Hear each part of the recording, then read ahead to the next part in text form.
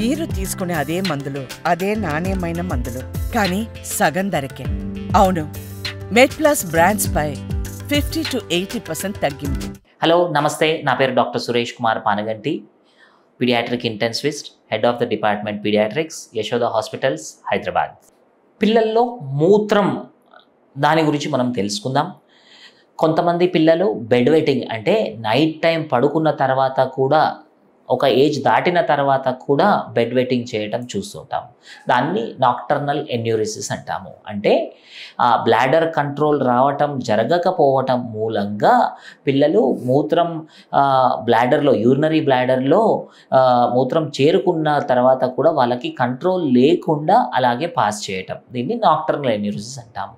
ఇది ప్రైమరీ లేదా సెకండరీ రెండు భాగాలుగా విడగొడతాం. ప్రైమరీ అంటే వాళ్ళకు ఎప్పుడు కూడా బ్లాడర్ యొక్క కంట్రోల్ రాకపోతే దానిని ప్రైమరీ నాక్టర్నల్ ఎన్యూరిసిస్ అంటాము.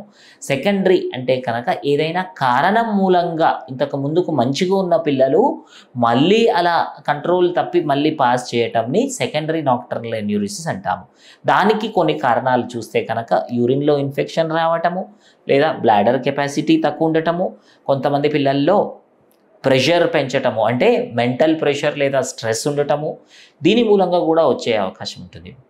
ఇది కాకుండా కొంతమంది పిల్లల్లో పుట్టుకతోటే బ్లాడర్కి, యూరినరీ బ్లాడర్కి నర్వ్ సప్లై సరిగా లేకపోవటం మూలంగా న్యూరోజెనిక్ బ్లాడర్ అనే ఒక కండిషన్ వస్తుంది.